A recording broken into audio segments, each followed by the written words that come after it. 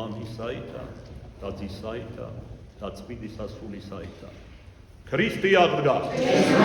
ქრისტე აღდგა. ქრისტე აღდგა.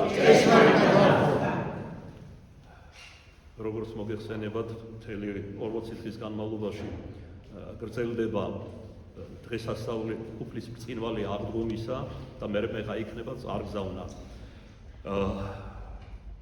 დღესინდელ სამასწრესა თქვენ სარწმუნოებასთან სულ საუბარი ღვთისმშობელ მარიამის ერთ-ერთი სასაუთმოქმედი ხატის შესახებ, კერძოდ მისი წარმომავლობისა და სასაუთქმედებისა. რუშინდელ დღეს დავასრულებ თარგმნა სლავურიდან ღვთისმშობელ მარიამის სწორედ ამ ხატისა, სამხელიანი ღვთისმშობელისა, რომელზეც საუბარი მსურს. წინეთ დათარგმნით დაუჯდომლები იბეჭდება უკვე, სრულდება პრაქტიკულად. ამას გარდა ერთი მათგანი უკვე დაიბეჭდა, ეს არის სამი სიხარულის ხატი, როგორც გახსოვთ 2 კვირის წინ დასრულდა მისი წერა ხატწერის მიერ. მობრძანდა ამ ტაძარში, იკურთხა საზეიმოდ კვირიაკის ლოცვაზე, კვირის ლოცვაზე და ლიტურგიაზე, კერძოდ დასასრულ ლიტურგიისა და გარდახდილი იქნა პარაკლისი. ხოლო მერმე 4 შაბათ დღეს აღესრულა დაუჯდომელი საგალობელი. მას ჟამსაშინა ძალზე დიდი ხნის წინეთ ცხოვრობდა ერთი დიდი და ღმერთშემოსილი მამა, წმინდა იოანე დამასკელი, რომელიც იმდროინდელი არაბთა ხალიფის სამეფოში ცხოვრობდა. წარმომავლობით იყო არისტოკრატი, უგანათლებულესი ადამიანი და ყველა ამ ღირსებათა გამო იგი იყო ხალიფას თანაშემწე და იყვნენ უახლოესი მეგობრები. მაგრამ გამოხდა ხანი ბიზანტიის სამეფოს ტახტზე აღსაყრდა ავიდა ლევის სავროსი წარმოშობით სომეხი, რომელმაც პრაქტიკულად უღალატა მართლმადიდებლობას, ხრთამით მოსყიდული იქნა ურიებისაგან, ებრაელთაგან, მერმე დაიწყო დევნა წმინდა ხატებისა, რომელიც თქვენ როგორც გახსოვთ, თითქმის საუკუნე ნახევარი გრძელდებოდა და საბოლოოდ თეოდორა ღვთისმოსავი დედოფლის მიერ და იმდროინდელი პატრიარქისა და სხვათა წმინდათა ძალმოსილებით აღდგენილი იქნა წმინდა ხატების თაყვანისცემა. რამდენადაც იოანე დამასკელი იყო უგანათლებულესი ადამიანი და მათ შორის დიდი ღვთისმეტყველი და საუბრობდა ხატთაყვანისცემის აუცილებლობაზე, რის გამოც იგი მკაცრად დასაჯა ცილშეწამებული ხალიფამ. მანამდე მოდი ესეც გავიხსენოთ, რომ იოანე დამასკელს თავითვისით არ ჰქონდა ეს ნიჭი, რომელიც უხად იყო მასში, კერძოდ ნიჭი ჰიმნოგრაფიისა და ღვთისმეტყველებისა. კერძოდ ერთხელაც ლოცვის შანსს მას გამოცხადება ჰქონდა ყოვლადწმიდა ღვთისმშობელ მარიამისა, რომელმაც მას გადააყლაპა ეტრატი, რომელიც ჯერ ტკბილი იყო და მერე შიგანში რომ ჩავიდა გამწარდა, რითაც იანიჭა უდიდესი ძალა და მადლი ღვთისმეტყველებისა, როგორც მოგახსენეთ, და ჰიმნოგრაფიისა, პოეზიისა, სხვაგვარათაც რომ ვსვათ. მაგრამ აი მოისყიდეს რა ურიებმა ლევის სავროსი, ხატმებრძოლი, სთხოვეს მას, რომ მოეშორებინა ქრისტიანული სამყაროსათვის იოანე დამასკელი. რის გამოც შეთხსეს რომელიღაც პასკვილი, ცილისწამებული წერილი, თითქოს იოანე დამასკელი ლევის სავროს უთვლიდა, რომ ხალიფას გასცემდა იოანე თუკი დაიძვრებოდა სახალიფოსთან ბრძოლისთვის და თითქოს იოანე ჩააბარებდა მას, ლევის სავროს, რაც იყო ყოველი იყო ცილისწამება, მაგრამ ხალიფას არც კი დაუწყია გამოძიება, ნამდვილი იყო თუ არა ეს ყოველივე, თუმცა იოანე როგორც თქვით მისი მეგობარი იყო და ბრძანა რომ მისთვის მარჯვენა მოეკვეთათ, რაც აღასრულეს კიდეც სრულიად უდანაშაულოს მოკვეთეს ხელი, მარჯვენა ხელი და ესეც არ იყო ყველაფერი. ხალიფამ ბრძანა რომ ბაზრის მოედანზე გამოეფინათ წუხრამდე მისი ხელი. რა თქმა უნდა ეს ყველაფერი დიდად განიცადა იოანე დამასკელმა და საღამო ჟამს მოკლე წერილი მისე რა ხალიფას აგონებდა ძველ მეგობრობას და სთხოვდა მხოლოდ ერთ რამეს, მისი მოკვეთილი ხელი დაებრუნებინა უკან. როგორც იტყვიან ძველი მეგობრობისთვის ხალიფამაც ბრძანა და საღამო ჟამს ხელი დაუბრუნეს იოანე დამასკელს. იგი შევიდა თავის სამლოცველოში ამ მოკვეთილი ხელით, მიიდო მოკვეთილ ადგილას და მთელი ღამე მუხლმოდრეკილმა ლოცვაში გაატარა ღვთისმშობელ მარიამის მიმართ, რა ლოცვაშია იგი ასევე ხელის განმტელებას თხოვდა. გათენებისა, განცდებისაგან და მოღვაწეობისაგან დაღლილს მიერულა იოანე დამასკელს და ძილსა შორის სისმარში მან იხილა ღვთისმშობელი მარიამე, რომელიც თბილად უღიმოდა მას და ანუგეშებდა. ნუ ღახშიშო, შენ გამოჯანმრთელებული ხარ, ხელი აგიდგა. ამ სიტყვაზე თვალები ღია დარჩა იოანე დამასკელს და პირველი რაც გააკეთა დაიხედა თავის მოკვეთილ ხელზე, რომელიც შენიფთებული იყო, შეხორცებული იყო მის სხეულთან. მაგრამ ძაფის მაგვარი რამ წითელი დახვებოდა ხელზე, ნიშნად იმისა, რომ ნამდვილად მოკვეთილი ჰქონდა მას ეს ხელი და აღუდგინა ღვთისმშობელ მარიამ. ეს რომ ხალიფამ გაიგო, ჩავარდა სინანულში, პატიებას თხოვდა თავის მეგობარს, ძველ თანამდებობაზე აბრუნებდა, მაგრამ იოანე დამასკელმა უპასუხა, რომ მოღალატე მეგობართან იგი არ აპირებდა მეგობრობას. ამის შემდეგ საერთოდ ერის დატოვა და წავიდა საბა განწმენდილის ლავრაში სამოღვაწეოდ და აღიკვეცა ნუ ბერად. იქ იგი მიაბარეს ერთ-ერთ მკაცრ მოძღვარს, რომელიღაც მონოზონს. ამ მოძღვარმა რომ გაიგო, რომ იოანეს ჰქონდა მადლი ჰიმნოგრაფიისა და ღვთისმეტყველებისა, კატეგორიულად აუგრძალა როგორც მორჩილს, რაიმე დაეწერა თუნდაც ღვთისადიდებელად და მისი წმიდანებისა. ეს ძალზე განიცადა იოანე დამასკელმა, მაგრამ მორჩილება როგორც წმინდა მამები გვასწავლიან, ლოცვაზე მაღლაც კი დგას და მორჩილი იყო თავის სულიერ მამას. გამოხდა ხანი და იმ სავანეში მოღვაწეობდა ორი ხორციელი ძმა, რომელიც იმავდრო სულიერი ძმები იყვნენ, ესე იგი ბერმონასტები, ერთი მათგანი აღესრულა. იმდენად განიცადა მისმა ძმამ საკუთარი ძმის გარდაცვალება, რომ იოანე დამასკელს იახლა და მუხლი მოუდრიკა და სთხოვა, რომ ერთი პატარა ეპიტაფია მაინც დაეწერა მისი ძმის საფლავისთვისათვის. და იმდენად განიცადა იოანემ ეს უბედურება, რაც ეწვია ამ ბერმონოზონს, რომ ადგა და დაწერა ეპიტაფია, რომელიც დღემდე ითვლება ჰიმნოგრაფიის შედევრად. მაგრამ რა გაიგო მოძღვარმა, რომ მორჩილება დაარღვია იოანემ, გააძევა სენაკიდან. მთელი 3 დღე და ღამე ძაღლივით დაღმენდილი 4-ზე იდგა იოანე დამასკელი და პატიებას ხოვდა თავისი ურჩობისათვის. საბოლოოდ გამოვიდა მისი მოძღვარი და ბრძანა, რომ მას ყოველდღიურად და დღეში რამდენჯერმე დაელაგებინა ფეხსალაგი, საპირფარეშუები. ეხლა წარმოიდგინეთ, არისტოკრატი იყო, ხალიფას თანაშემწე, ღვთისმშობლის რჩეული, რაც ამ გამოცადებამაც როლს მოგახსენეთ, დაამოწმა, მაგრამ იოანე დამასკელმა გულისხმახო, რომ მორჩილება ყველაზე მაღლა დგას, თავი დაუხარა თავის მოძღვარს და თითქმის თვე და მეტი ხანი ამ დამამცირებელ მორჩილებას ასრულებდა. ამის შემდგომ მის მოძღვარს გამოეცხადა ძილსა შორის თავად ღვთისმშობელი მარიამი და ერთგვარად შერისხა. აც გეყოფა, ეს უკვე ზედმეტი სიმკაცრეა. იოანეს შემგან აქვს ნიჭი ღვთის განსადიდებლად და მისი ყოვლადწმიდა დედისა და წმიდანებისა წეროს ჰიმნოგრაფიული შედევრები და საღვთისმეტყველო სიტყვები. ბერმონოზონმა მოუხმო იოანე დამასკელს შენდობა მისცა და გაანთავისუფლა ამ ძველი მორჩილებისაგან. მართლაც იოანე დამასკელის ხელიდან არაერთი ჩინებული ჰიმნოგრაფიული შედევრი და საღვთისმეტყველო სიტყვა გამოვიდა. ის ხატი კი, რომელმაც ხელი აღუდგინა, თან წარიტანა მან საბა განწმენდილის ლავრაში, სადაც მოღვაწეობდა და აქ დალია მან სული და იწინა სამეთყველა გარდაცვალების წინ. დავა ჩემი გარდაცვალების შემდგომ საკმაოდ დიდი ხანი და მოვა ვინმე სერბეთის ქვეყნიდან ჩემი სეხნა, ანუ საბა სახელის მატარებელი და ეს ხატი მას უნდა გადასცეთ.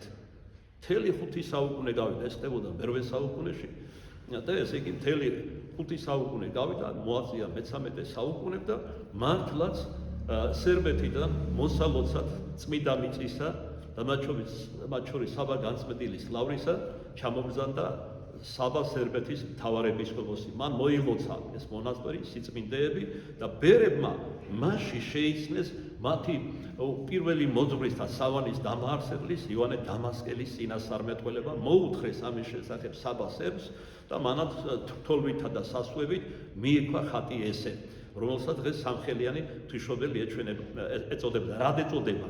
როდესაც ეს სასწაული მოხდა, ეს მადლიერების ნიშნად და ნიშნად იმისა, რომ მოკვეთილი ხელი აღუდგინა, იოანე დამასკელმა ოქროს ვერცხლის პერანგი მოაჭედინა ხატისთვის, ასევე ვერცხლის ხელი და მესამე ხელი მიამაგრა ხატზე. აი ამის შემდგომ ეწოდა ამ ხატს სამხელიანი ღვთისმშობელი. წმინდა საბა ეს დიდი რელიქვია. წმინდა მამის დანატოვარი სასუებით გადააბრძანა ჯერ თავის სამშობლოში, სერბეთში, რის შემდეგაც იგი მოსალოცად გადავიდა ათონის წმინდა მთაზე და თან წარიტანა ეს ხატი. ერთ-ერთი გადმოცემით კანკელში დაასვენა, სხვა გადმოცემით საკურთხეველში, სამხელიანი ღვთისმშობელი. და შეიქმნა ეს ხატი ყველაზე დიდი სიწმინდე ამ სავანის საერთოდ ათონის მთაზე ერთ-ერთი უწმინდეს ხატად მიიჩნეოდა, ითვლებოდა. აი დადგა მე-17 საუკუნე და გარდაიცვალა ქილანდარის სერბთა მონასტრის სავანის წინამძღვარი და ჭობა იწყეს ბევრ მონაზვნებმა ვინ დაეყენებინათ იღუმენად ამ სავანისა. მაგრამ ერთ პიროვნებაზე ვერ შეთანხმდნენ და ეს დავა კამათი გაგრძელდა საკმაო ხანი, ისე რომ მონასტერს განხეთქილებითა და შფოთითაც კი ემუქრებოდა, მოხდა დაპირისპირება ბევრ მონაზვნებს შორის.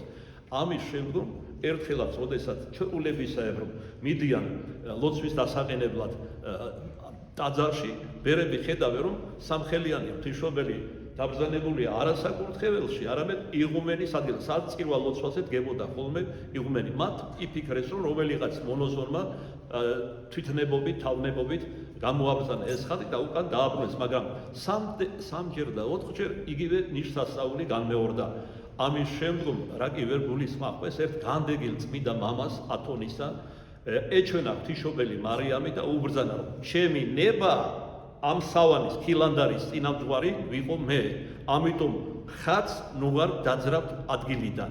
დღეინდელად დღემდე ეს ხატი იღუმენის ადგილას არის დაკავებული და ადიდეს მონაზვნებმა ქილანდარელებმა ღვთისმშობელი მარიამი, რომ ეგევით არის პატივის ღირსნი გახდნენ და ამის შემდეგ ხელი აღარ უხლიათ ხატისთვის. მაგრამ როდესაც მორჩილებებს იღებდნენ, ასეთი ტრადიცია ჩამოყალიბდა. მანტიაში შემოსილები უნდა მიახლებოდნენ ღვთისმშობელ მარიამის სამხელიან ღვთისმშობლის ხატს და აეღოთ ლოცვა კურთხება და მერმეღა აღესრულებინათ მორჩილება. ესეთი უჩვეულო ისტორია აქვს სამხელიან ღვთისმშობელს, რომელიც რა თქმა უნდა ღვთისმშობლის დიდებაზე მიგვანიშნებს. მოხდა ასეთი სასაული, არაერთი სასაული აღესრულა, მათ შორის ერთ-ერთი რუსი მიტროპოლიტი ჩამოგბრძანდა ათონზე მოსალოცად და სურვილი გაუჩნდა, რომ ზუსტი ასლი შეექმნათ მისთვის სამხელიანი ღვთისმშობლის და სამშობლოში გადაესვენებინათ. მაგ დროს პატრიარქი იყო ნიკონი, ეგრეთ სავანე დააარსა ახალი იერუსალიმი და აი ამ სავანისთვის უნდა გადაეცა ეს ხატი სამხელიანი ღვთისმშობელი, ზუსტი ასლი. როდესაც თავდაპირველ ხატმწერმა ცარცით მოხაზა კონტურები ხატისა, სამხელიან ღვთისმშობელს მესამე ხელი არ მიახატა. ამის შემდგომ სიძღვრებულ ჩვენებაში გამოუჩნდა ღვთისმშობელი და შერისხა, აღარ დაბედო მესამე ხელის გარეშე დაწერო ეს ხატი. ასეთია ჩემი ნება. ეს ღვთისმშობლის ნიშნასწაულის მომასწავლებელიც არის და ღვთის დიდებულებას. საერთოდ ამათ წმინდას კაცთა შორის ესა თუ ის ადამიანები ყავთ ამორჩეული თავის რჩეულებად. აი მაგალითად წმინდა თეოდორე სიკეოტელი მდელთავრის ცხოვრებაში ვკითხულობ, უდიდესი ასკეტი მამა იყო, დიდ მარხვას უზმოთ ინახავდა, მთელ მარხვას, მხოლოდ კვირას ეზიარებოდა და იღებდა სარღვნელს. ხშირად ის 60 დღე და ღამე რკინის გალიაში იკეტებოდა უჭმელ უსმელი და სხვა. აი ამ წმინდას სიკვდილში ბავშვობაში გამოეცხადა წმინდა დიდმოწამე გიორგი, რომელიც მას უბრძანა, რომ უღრანი ტყის გავლით შუაღამისას, ყოველ შუაღამისას უნდა ასულიყო მთაზე, სადაც წმინდა გიორგის მცირე ეკლესია იყო და ელოცა ამ ტაძარში. თქვენ იცით, რომ მამიდებმა ეჭვი აიღეს, ჩაუსაფრდნენ, ჩუმად გაგვნეს და რა ნახეს, რა გზა გაიარა და სხვა, რაც დიდ საშიშროებებსაც შეიცავდა ხესთაგან, ნადირთაგან, რა თქმა უნდა, ცემით თმების ქაჩვით ჩამოიყვანეს უკან თავიანთი ძმისული. ორივე ბამიდას იმავ ღამეს ეჩვენა ერთდროულად წმინდა დიდმოწამე გიორგი და უთხრა, თუ კიდევ გაბედავთ, რომ ჩემი რჩეული თეოდორე უკან დააბრუნო, დაუშალოთ მომლოცველება ჩემს ეკლესიაში, იცოდეთ, რომ მკაცრესად დაიჟებთ. ამის შემდეგ მამინები თვითონ უწყობდნენ ხელს და ასე და ამგვარად მოკლედ სიკვდილიდან წმინდა გიორგის ამორჩეული იყო და უდიდესი ასკეტი შეიქმნა. ჩვენ ვიცით ღვთისმშობელ მარიამის რჩეულები ვინ არიან წმინდათა შორის. ასევე ამა თუ იმ წმინდანისა და სხვა ისე როგორც ჩვენს ვინც გულით ვიხვდით ქრისტეს სიყვარულისთვის გარდა მფარველი ანგელოზისა ყავს განსაკუთრებული მფარველები. აი მე თუ კადნიერებაში არ ჩამომერთვება, ასეთად მიმიჩნევია წმინდა დიდი მღვდელმთავარი ნიკოლაოს საგვირაუთმოქმედი, თუმცა არჩილი მქვია სახელად.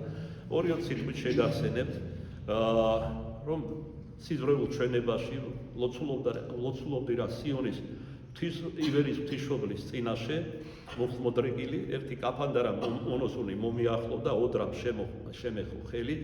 საპატრიარქოს ერთ-ერთი მონაზონი შევიცანი მაშინ სხვათა შორის ჩრდილო კავკასიელი იყო რაც გარდაცვლილი წარმომავლობით წამომაყენა და მითხრა ამ დროს მახსოვს რას ლოცულობდი ვევედრებოდი ოჯახისთვის სამშობლოსთვის ეკლე მე ჩემი ოჯახისთვის აი როცა ოჯახისთვის ვევედრებოდი და მოყვასისთვის ხელი შემახო წამომაყენა და თბილი ხმით მითხრა მამა უარჩიო ღვთისმშობელ მარიამს რა თქმა უნდა ყველა უნდა ვცემდე თაყვანს და ვევედრებოდი მაგრამ როდესაც შენი პირადი სათხოვარი აი ამ წმინდას უნდა ევედრო შემომატარეს სიონში რომ შედიხარ მარჯვნივარი მაცხოვრის ხელთუქმნელი ხატი მარჯვნივ უხოსრო და მარცხნივარი ივერის ღვთისმშობელის სვეტზე დაბრძანებული ამაყენად შემომატარა ამ სვეტს და მოპირდაპირე მხარესთან დამაჩოქა თავი როცა შიშნეულად ოდნავ ავწია დავინახე დიდი მღვდელმთავარი ნიკოლაოს საგვირაუთმოქმედი რომელიც იქ სინამდვილეში არ ესვენა მაგრამ ნახეთ რა მოხდა იმავე დღეებში კათოლიკოს პატრიარქს ეჩვენა მღვდელმთავარი ჩვენი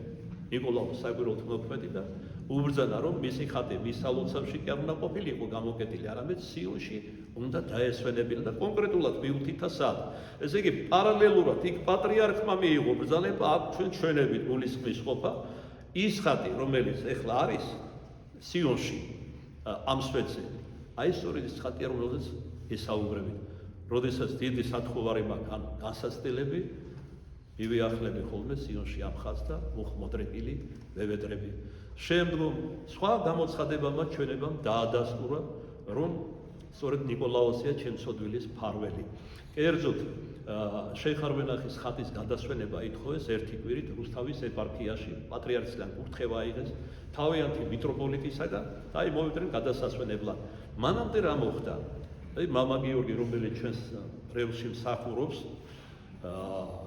პაპიაშვილი განამწესეს მეუფეიობა განამწესა ესე იგი თავის ეპარქიაში ერთ-ერთ ტაძარში რომელიც დიდი ხანი არ მოქმედებდა და აღადგინა მოკლედ ეს ტაძარი მეუფებდა კურთხევა გასა მღვდელმოქმედებისა მაგრამ პრაქტიკულად თითქმის არ ქონდა ხატები ტაძარში ჩამოდის მამა გიორგი და მთხოვს თუ გავს რომელიმე ორი ხატი ერთნაირი ან რაიმე ხატს თუ შეიძლება რომ შემოსირო ეკლესიას და ესე მეც დავაბრძანებ მაშინ ორი ხატი შევარჩიე ერთი პეტრე და პავლე მოციქულებისა მეორე წმინდა ნიკოლაოს საგვირაუთმოქმედი რომელიც დღეს პეტრე პავლეს ტაძარში არიან დასვენებული ამბიონის მარჯვნივ და მარცხნივ რატო გადავწყვიტე რომ გადამესვენება გული სულ მეჩათირებოდა რაღაც რომ ეს ხატები კაცრად ხატწერის კანონებით არ იყო შესრულებული რუსული სკოლის ხატი როგორც ერთი ისე მეორე ამას განაპირობა რომ შეველია ამ ხატებს და გადავეცი მამა გიორგის რომელსაც იმ დღესვე უნდა წაესვენებინა რუის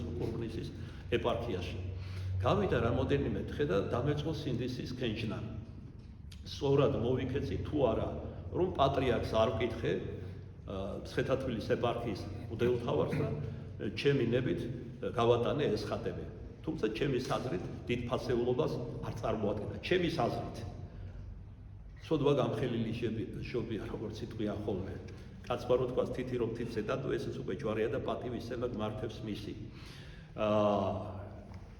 გავიდა რამოდენიმე დღე ერთი კვირა დაახლოებით მოდის ერთ-ერთი რუსი დედაკაცი ვიდრე ჩვენ მან გადმოვიდოდით ტაძარში მსახურობდნენ რუსული წირვალოცები იყო ძირითადად რუსი მრევლი ყავდა 20-30 მოხუცებული იყო მრევლი ამ ტაძრისა და მოდის ერთ-ერთი რუსი დედაკაცი რომელიც აქცენტის გარეშე ლაპარაკობდა სუფთად ქართულად და მეუბნება მამა არჩილ შეიძლება თქვენ შეშლილად მიმიჩნიოთ ან მოხიბლულად მაგრამ მე რაც მიბრძანეს ის უნდა გადმოც დავეკითხე რა გიბრძანეს ვინ გიბრძანა პეტრე და პავლე მოციქულები მეჩვენენ და მითხრეს წადი მამა არჩილთან წინამძღვართან პეტრე პავლეს ეკლესიისა და გადაეცი ჩვენი ნება და კურთხევა, რომ პეტრე პავლეს ხატი და ნიკოლაოზისა უკან დააბრუნოს ამ ტაძარში.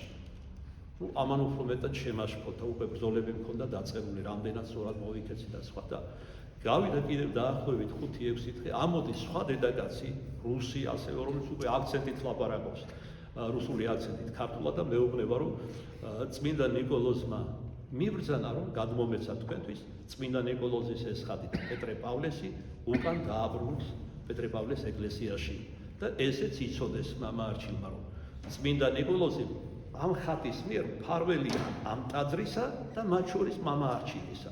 ეხლა რა დამემართებოდა წარმოიდგინეთ იმ დღეს უნდა გადაგვესვენებინა შეხარვენახის ხატი რუსთავის ეპარქიაში და ესე ერთ-ერთ ბრელს მოუხმე ჩემს ეხნას არჩილს დევნოზაშვილს და უთხარი მანქანით ახარ მოსული. კი, ჩემი თხოვნაც არის და კურთხევაც ეს ხატები ესე იგი დააბრუნა. სანამ გავგზავნიდი რუის ურბნისის ეპარქიაში მამა გიორგის დაურეკე და ვკითხე გადაასვენა თუ არა ხატები. არა მამა, რამდენი არ მეცადე, ხან ტრანსპორტი ვერ მიშოვე, ხან არ მეცალა.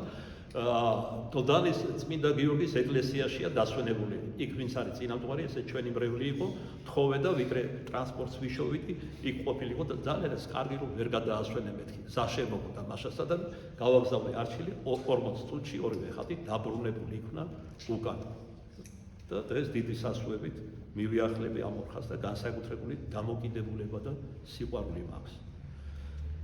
ისე რომ იქაც და აქაც ყველა ეს ხატები არიან ღვთის დიდების გამომხატველი. ღვთისმშობელ მარიამისა საერთოდ ყველაზე უფრო სასაულთმოქმედი ხატები უფრო მეტად არის ღვთისმშობელ მარიამისა, ნიკოლაოს საკვირველთმოქმედისა, დიდმოწამისა, გიორგისა და სხვათა და სხვათა და ღმერთმა ქნას გაგვიღრმავოს, ცხოველი გახადოს, ანუ ცოცხალი ჩვენი სარწმუნოება და არა წიგნიერი და ფარისეულური, რაითა ერთობით ქვეყანას ამაზე და ცათა შინაწმიანთა თანა უგალობდნენ მამასა და ძესა და წმიდა სასულსა, აზდა მარადის და